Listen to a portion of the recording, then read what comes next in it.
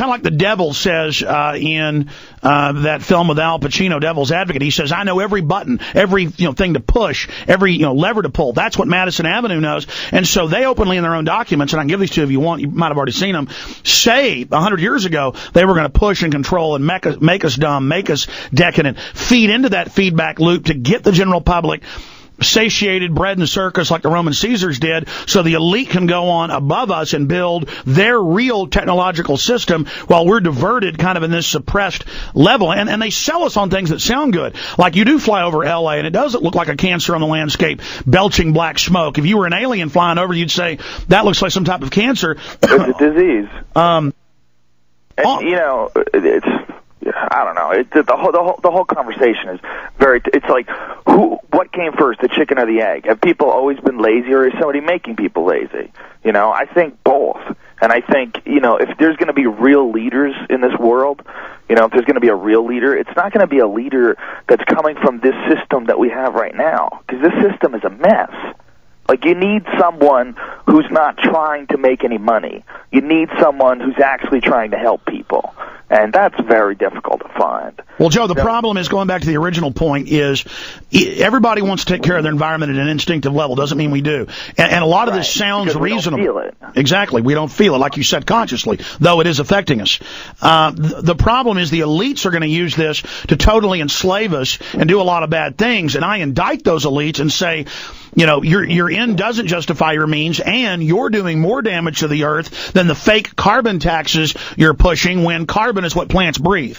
Right. Well, you know what I say, Alex? Those elites are just people. This is the whole thing about this whole idea of elites and the impoverished and the proletariat. What people are is just people. And these people, if they truly are manipulating world populations into wars and ruining lives and doing it all for profit, and that they don't care, they can't be happy. Those guys aren't having any fun. Those elite dudes, they could use the advice that someone would give them if someone told them to just relax and have fun and stop being a douche. The problem is, it's not just about making money. It's about the power, and they're in such power positions, they've got materialism. It's about possessing things. Well, they're also psychopaths. I mean, see, you're not a psychopath, Joe. You care about your surroundings because at an instinctive level, your genetic engineering is correct, and so you realize what happens to others affects you. You feel it and feel bad, but you're designed like that because hurting your tribe hurts you. There are jobs and positions in this world where it pays to be a psychopath. And if you're going to be a politician, that's, it really does pay for you to be at least a little detached from the things that you're going to do. Exactly. I mean, if you really are planning, and I'm not saying that this is how it went down, but this is a big speculate. This is a thing that people speculate about all the time. That was this war created for profit? And if this war was created for profit, some people had to make that decision that it is worth X amount of lives for X amount of dollars. I mean, that is crazy. If that's a real decision that someone's making. Well, Joe, you're right, but they issue the currency. It's not just about making profits. It's about consolidating land, getting raw resources that they then peg to their fiat currencies. But, we have PNAC government documents where they admitted it was about oil and power and no-bid weapons contracts. The military will... Well, if that's the case, it certainly pays to be a psychopath in that job, right? Absolutely. How do you fix a psychopath? That's the real problem. With a normal person that's trying to be ambitious and is maybe cutting corners and doing the wrong thing, you can explain to that person karma. You can explain to that person that we are really just the same. We're just living life through different circumstances. And you can explain that to book. Can you explain that to a psychopath? Is it even possible? And if you have kids and you raise them in that, that environment, that ruthless, future politician environment, can you fix that? Well, that's a good point you just made. That's central. This system is raising kind of a psychopath light. Oh, yeah, there's a reason why all this skull and bone stuff, everybody's like, that's silly. What is there, those little clubs that they join? There's a reason why that's real.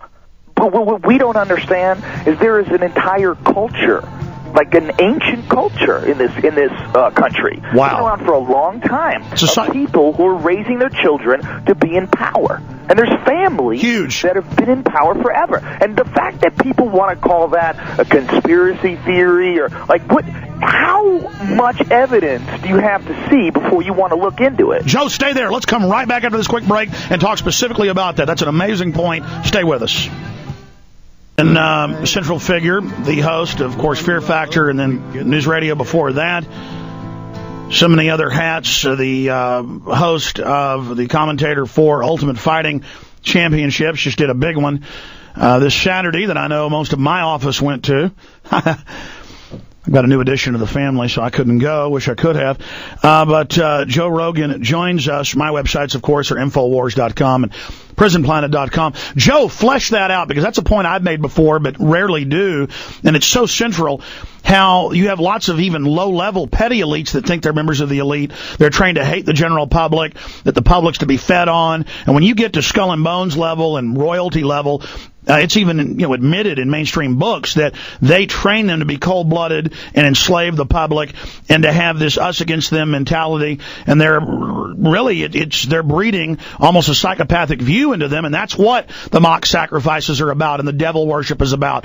It's how an old guy sends his son to have his peers induct him into a predator's mindset. Your take on that, Joe? Well, I mean, I think if you are the type of person that wants to be, an elite, if you're the type of person that really wants to, to run things in this world and manipulate people and make money, I mean, you have to be a psycho.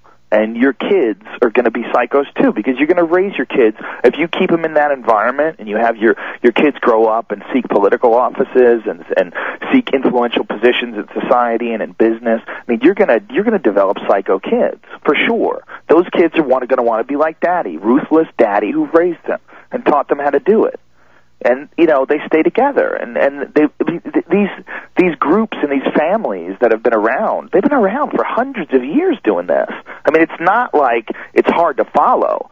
You can see the bloodlines. You can see like all the memberships in these little weird skull and bones things, and the fact that they all go to similar schools, and and they're in similar clubs, and it's kind of crazy. In fact, the eugenicist over 150 years ago, and now this has been in the BBC and all of the news, they believe, there was just a big report out of a British university last week, that the elites are their own species because they've been intermarrying for, quote, aggression, intelligence.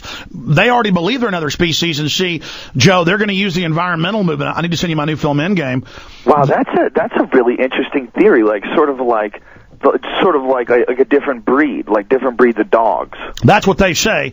They say that by like being with like, they say through social Darwinism, the fact that they are in control gives them a right to kill, destroy, poison us, because it's the survival of the fittest. And now they're going to use the environmental movement, which sounds reasonable, to set up a world government and then have the orderly bioweapon release and kill 80 to 90% of us. That's a really interesting thought. The thought that they're a separate species now, or at least a separate race. Because I have had a lot of dogs. I love dogs. And I've had pit bulls. And they're great dogs with people. But, man, they're so dangerous with other animals. They're like, I had one dog, she killed two of my other dogs. She would fight to the death. She just wanted to fight. She was crazy, no matter what it was. If you pissed her off, you did something wrong, she wanted to fight. And I've had her since she was a baby. I rescued her when she was like 11 months old from the dog pound. That dog is bred for that. That's in her system.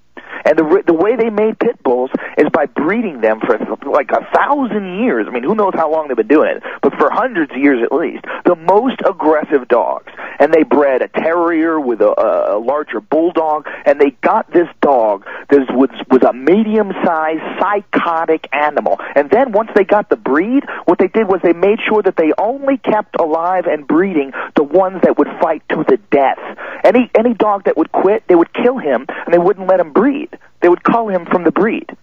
So the ones that they got out of that are this pure genetic specimen of just a destroyer. That's it, and that's the New World Order, brother, and they're in control of the bioweapons. They brainwashed the police, and they openly say they're going to kill us. even though people like will frown on conspiracy theories and say this is ridiculous, you're making a lot of speculation and you're coming to conclusions that aren't necessarily bound by logic, if you really looked at it that way, just genetically, it is really possible that there are a group of people that are just genetically more inclined to be douchey, genetically more inclined to want to be an elite, genetically more inclined to want to subjugate the population and ruin people's lives. Joe Rogan, stay there. We're going to talk behind scenes right now, uncensored, for 3 minutes at the Infowars.com streams, back worldwide in 3 minutes.